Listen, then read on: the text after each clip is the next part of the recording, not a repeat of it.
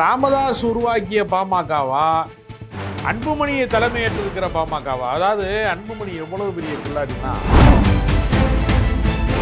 GK மணி நீக்கத்தால் பாமகவுக்கு மேலும் பின்னடைவு தானே. ஜிகே மணி தான் பாமக, ராமதாஸ் தான் பாமகங்கிறது அந்த சமுதாய மக்களுடைய எண்ணம். 2022 பொதுக்குழு நடக்கலை, 23 தான் நடந்துச்சு. தன்னுடைய அடிமைகள்கிட்ட எல்லாம் கையெழுத்து வாங்கி, கட்சிக்காரங்கிட்ட எல்லாம் வாங்கி 2026 வரைக்கும் அன்புமணி தான் தலைவர் என்று போலி ஆவணத்தை டாக்குமெண்ட்டை ரெடி பண்ணி தேர்தல் ஆணையத்தில் கொடுத்து மோசடி செஞ்சுட்டாங்க. கட்சி நிர்வாகத்தை விடவும் கட்சிக்காரர்களை விடவும் சமுதாயத்தினுடைய நிலைப்பாடு தான் முக்கியமானது. அது ஒரு சமூகம் சார்ந்து இயங்கக்கூடிய கட்சி என்கிறதுனால ராமதாஸ் இருக்கிற வரைக்கும் அன்புமணி செல்வாக்கு. பாஜகவின் அடிமைகளாக, கொத்தடிமைகளாக அன்புமணி இருக்கிறாரு. அந்த கட்சி பாஜகவினுடைய ஊதுகுழலாக இருக்கிறது. அன்புமணி வந்து பயங்கரமான, அதாவது சொந்த தகப்பனையே இவ்வளோ ஏமாத்துறாருன்னா கட்சிக்காரனை எவ்வளோ பேர் ஏமாத்திருப்பாரு. ராமதாஸ் பார்த்து தான் அன்புமணியை வந்து அவர் இந்த உலகத்துக்கு அறிமுகப்படுத்தணும். அரசியலுக்கும் அவர் தான் அறிமுகப்படுத்தியிருக்காரு. சட்டமன்ற நாடாளுமன்றத்துக்கு அவர் தான் அவர் அமைச்சராக இருக்கிறாரு. அதனால் ராமதாஸை பகைப்பது என்பது அன்புமணிக்கு பெரிய வீழ்ச்சியை தான்.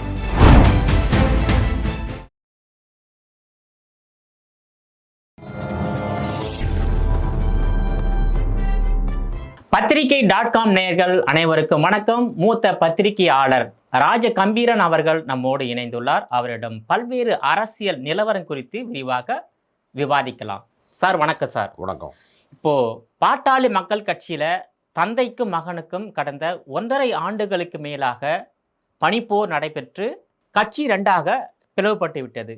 மருத்துவர் ராமதாஸ் தலைமையிலான பாமக, தலைவர் அன்புமணி தலைமையிலான பாமக என பிரிந்து விட்டது.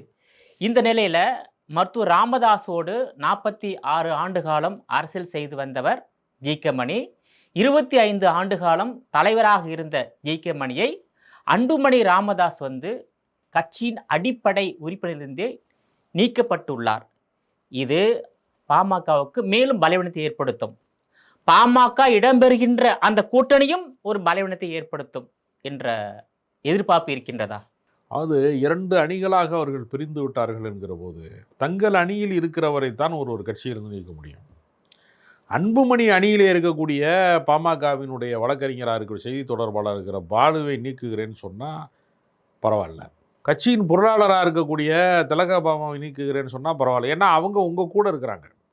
உங்களுக்கு உங்கள் கட்டுப்பாட்டிலேயே இல்லாத, இன்னும் சரியாக சொல்ல போனால் உங்கள் அணியில் இல்லாத இன்னொருத்தரை எப்படி நீக்க முடியும் அப்படின்னு தான் ஜிகே மணி கேட்குறாரு. இப்போ ஒரு புரிதலுக்காக சொல்கிறேன். ஓபிஎஸ் வந்து ஒரு பொதுக்குழு தீர்மானம் போட்டு நான் எடப்பாடியை நீக்கிட்டேன்னாருன்னா எடப்பாடி ஏற்றுக்குருவாரா? 2 பேரும் வேறு வேறு அணிகளாக இருக்கிறாங்க. இப்போ டிடிவி தினகரன் வந்து நான் வந்து இவரை நீக்கிட்டேன், எடப்பாடி பழனிசாமி நீக்கிட்டேன்னா ஏற்றுக்கொள்ள முடியுமா? அவர் அமமுகவில் இருக்கிறார் நீக்கிறதுக்கு. நீங்கள் வந்து ஒரு கட்சி என்று வெளியில் சொல்லிக்கொள்ளலாம், ஒரு கட்சியே கிடையாது. ஏன்னா ராமதாஸ் உருவாக்கிய பாமகவா, அன்புமணியை தலைமையேற்றிருக்கிற பாமகவா? அதாவது அன்புமணி எவ்வளவு பெரிய கில்லாடினா, 2022 பாமகவினுடைய பொதுக்குழு கூடி அவரை தலைவராக தேர்ந்தெடுத்தாங்க.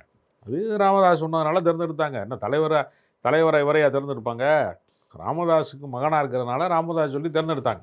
3 ஆண்டு காலம்தான் பாமகவில் தலைவராக இருக்க முடியும். இவர் என்ன பண்ணார்னா 25 பதவி முடிஞ்சிருச்சு. இப்போ 25 முடிஞ்சிருச்சு. 25 பதவியும் முடிஞ்சிருச்சு. இப்போ 25 முடிஞ்சிருச்சு. இவர் தனக்கு பதவி இல்லை என்பதை தேர்தல் ஆணையத்துக்கு தெரியக்கூடாதுன்னு இவரே செட்டிங் பண்ணி 2022 பொதுக்குழு நடக்கலை, 23 தான் நடந்துச்சு அப்படின்னு கையெழுத்தை வாங்கி, தன்னுடைய அடிமைகள்கிட்ட எல்லாம் கையெழுத்து வாங்கி, கட்சிக்காரங்கிட்ட எல்லாம் வாங்கி 2026 வரைக்கும் அன்புமணி தான் தலைவர் என்று போலி ஆவணத்தை டாக்குமெண்ட்டை ரெடி பண்ணி தேர்தல் ஆணையத்தில் கொடுத்து மோசடி செஞ்சுட்டாங்க. இப்போ இந்தியா முழுக்க இருக்க குற்றச்சாட்டு என்னென்னா, தேர்தல் ஆணையத்தில் போய் மோசடி செஞ்சுட்டாங்கிறது அல்ல, தேர்தல் ஆணையமே ஒரு மோசடி ஆணையங்கிற குற்றச்சாட்டுக்கு ஆளாகி இந்தியாவினுடைய எதிர்க்கட்சி தலைவர் வந்து ராகுல் காந்தி அவர்கள் குற்றச்சாட்டு சொல்லிட்டு இருக்காரு. இப்போ தேர்தல் ஆணையமும் அன்புமணியும் கூட்டு, ஏன்னா பாஜக சொல்கிறபடி தான் தேர்தல் ஆணையம் கேட்கும், இவர்களுக்குள்ள ஒரு கள்ள கூட்டு உருவாகி விட்டது. இதனால் இதை நான் சும்மா விட மாட்டேன். சிபிஐ வழக்கு ஒன்று இருக்குது. உத்தரப்பிரதேசத்தில் தனியார் மருத்துவ கல்லூரிக்கு அனுமதி வழங்கியது தொடர்பான முறைகேட்டில் பணம் கோடிக்கணக்கில் வாங்கினாருன்னு அன்புமணி மேலே வழக்கு இருக்குது. அந்த வழக்கை விரைவுபடுத்துவதன் மூலமாக அன்புமணியை சிறைக்கு அனுப்பி விடுவார்கள் பாஜக மத்திய அரசாங்கம். அதனால என் காலை பிடிச்சி கெஞ்சினாரு சௌமியாவும் அன்புமணியும் சேர்ந்து என் காலை பிடிச்சி கெஞ்சினாங்க. அதனால நான் வந்து மன்னிச்சு விட்டேன். அதனால இப்போ அவர்கள் வந்து பாஜகவின் அடிமைகளாக, கொத்தடிமைகளாக அன்புமணி இருக்கிறாரு. அந்த கட்சி பாஜகவினுடைய ஊதுகுழலாக இருக்கிறது. அன்புமணி வந்து பயங்கரமான, அதாவது சொந்த தகப்பனையே இவ்வளோ ஏமாத்துறாருன்னா கட்சிக்காரனை எவ்வளோ பேர் ஏமாத்திருப்பாரு. ஒரு என்எல்சியினுடைய நிர்வாகத்தை கண்டித்துன்னு ஒரு ஆர்ப்பாட்டம் போட்டார் 2 ஆண்டுகளுக்கு முன்பு. நடந்துச்சா? அப்போ அவர் என்ன செஞ்சார்னா, என்எல்சி நிர்வாகம் மத்திய அரசாங்கத்தின் கட்டுப்பாட்டில் இருக்குது. இவர் தமிழ்நாடு அரசை கண்டித்து ஆர்ப்பாட்டம் பண்ணுறார். அவர்கள் நிலங்களை வந்து ஏற்கனவே கொடுத்துட்டாங்க என்எல்சிக்கு, அந்த விவசாய மக்கள். அது தேவைப்படும் போது நாங்கள் எடுத்துக்கிறோம், அது வரைக்கும் நிலம் சும்மா தான் இருக்கணுன்னே அந்த விவசாயிகள்லாம் போய் நாங்கள் அது வரைக்கும் விவசாயம் பண்ணிக்கிறோம், சும்மா தானே இருக்குது அப்படின்னு கேட்டதுக்கு சரின்ட்டாங்க.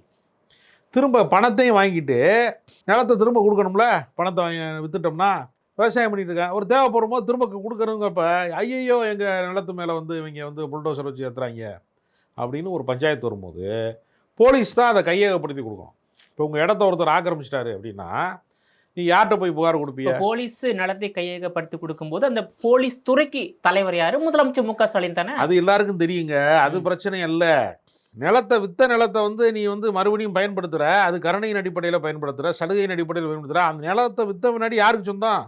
என்எல்சி நிர்வாகத்தானே சொந்தம். இப்போ என்எல்சி நிர்வாகத்துக்கு மீட்டு கொடுக்குறக்கு அவன் காவல்துறையிட்ட தானே போய் கேட்பான். காவல்துறை உதவி செய்கிறது தானே முறை.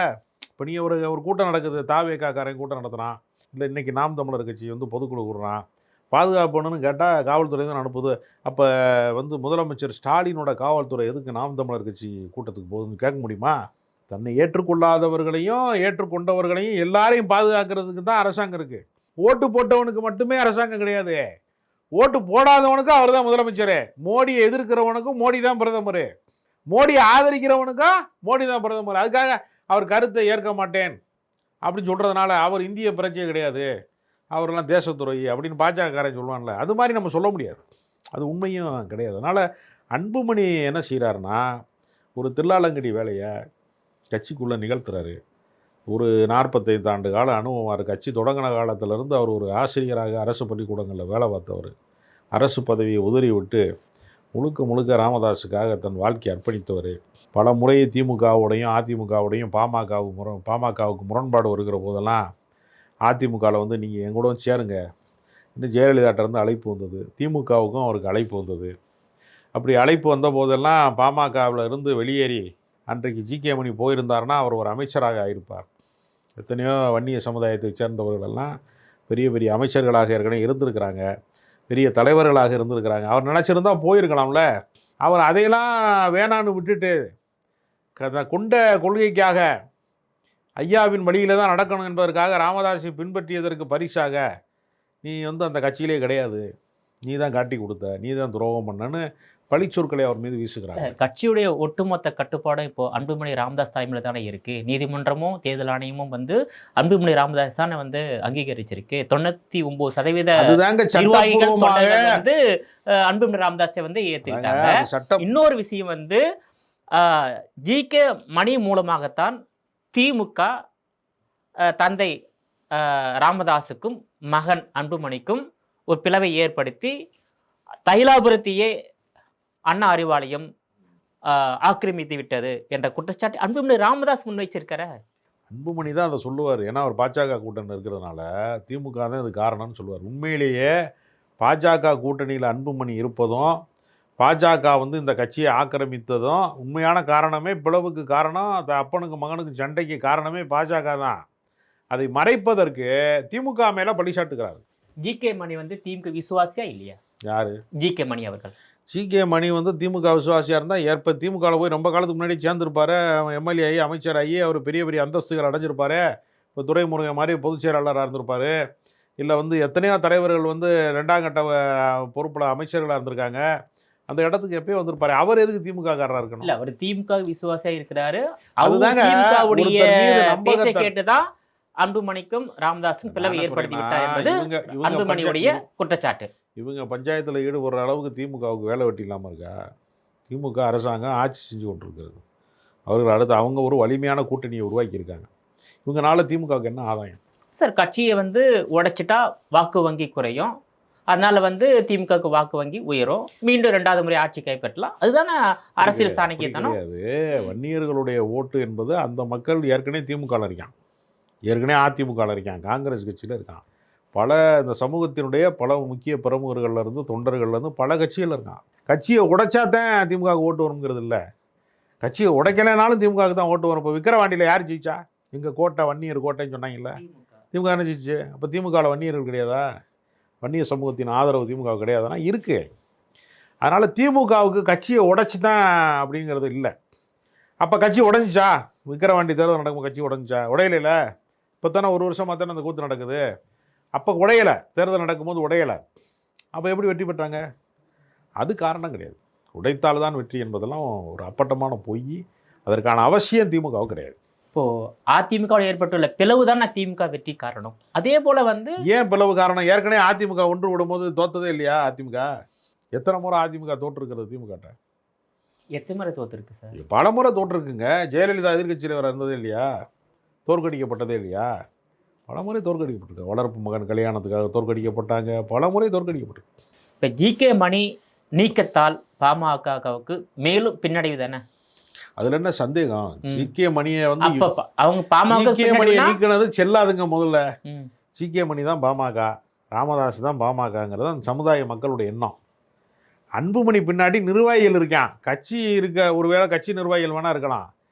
அந்த சமுதாய மக்கள் வந்து ராமதாஸை தான் நேசிக்கிறான். ஏன்னா அவர் தான் தியாகம் பண்ணியிருக்காரு. அவர் தான் 97,000 கிராமங்களுக்கு போயிருக்காரு. அவர் தான் பதவி சுகத்தை அனுபவிக்கலை. எம்எல்ஏ ஆகலை, எம்பி ஆகலை. யார் சார்? ஜி.கே. மணிங்களா? ராமதாஸ். ராமதாஸ். ஓகே. ஒரு முறை கூட எம்பி ஆகலை, எம்எல்ஏ ஆகலை, மத்திய மந்திரி ஆகலை. எல்லாருமே பதவி சுகத்தை கண்டபோது அவர் தியாகம் செஞ்சுருக்கிறாரு. அந்த சமுதாயத்திற்காக அவர் வந்து சமூக நீதி போராட்டங்களில் ஈடுபட்டிருக்காரு. அதனால ராமதாஸ் அவர்களுக்கு தான் அந்த சமுதாயத்தினுடைய ஒரு மிகப்பெரிய ஆதரவு இருக்கிறது. அன்புமணி பின்னாடி கட்சி நிர்வாகம் இருக்கிறது. கட்சி நிர்வாகத்தை விடவும் கட்சிக்காரர்களை விடவும் சமுதாயத்தினுடைய நிலைப்பாடு தான் முக்கியமானது. அது ஒரு சமூகம் சார்ந்து இயங்கக்கூடிய கட்சி என்கிறதுனால ராமதாஸ் இருக்கிற வரைக்கும் அன்புமணி செல்வாக்கு பெற முடியாது. ராமதாஸ் இருக்கிற எல்லாம் அப்போ 2026 வந்து அன்புமணி ராமதாஸ் வந்து ஒரு பெரிய வெற்றியை பதிவு செய்ய முடியாது. ஏன்னா 23 தொகுதி ஒதுக்குவதற்கு அதிமுக முடிவு செய்திருக்காங்க. எத்தனை தொகுதி ஒதுக்கினாலும் ராமதாஸின் ஆதரவு இல்லாமல் வெற்றி பெற முடியாது. ஏன்னா ராமதாஸ் பார்த்தா அன்புமணியை வந்து அவர் இந்த உலகத்துக்கு அறிமுகப்படுத்தினார். அரசியலுக்கும் அவர் தான் அறிமுகப்படுத்தியிருக்காரு. நாடாளுமன்றத்துக்கு அவர் தான் அவர் அமைச்சர் ஆக்கியிருக்கிறாரு. அதனால் ராமதாஸை பகைப்பது என்பது அன்புமணிக்கு பெரிய வீழ்ச்சியை தரும். அப்போ வந்து 2 அணிகள் ஒன்றாக ஆகணும், வெற்றி பெற அணிகளும் ஒன்றாக பாஜக விடாது. உங்களோட விரிவான தகவலுக்கு ரொம்ப நன்றி சார். நீங்களே மீண்டும் இது போன்ற மற்றொரு அரசியல் ஆடுகளத்தில் மற்றொரு ஆளுமையுடன் சந்திக்கிறேன். அதுவரையில் உங்களிடமிருந்து விடைபெறுவது நான் உங்கள் விஜயபாலன்.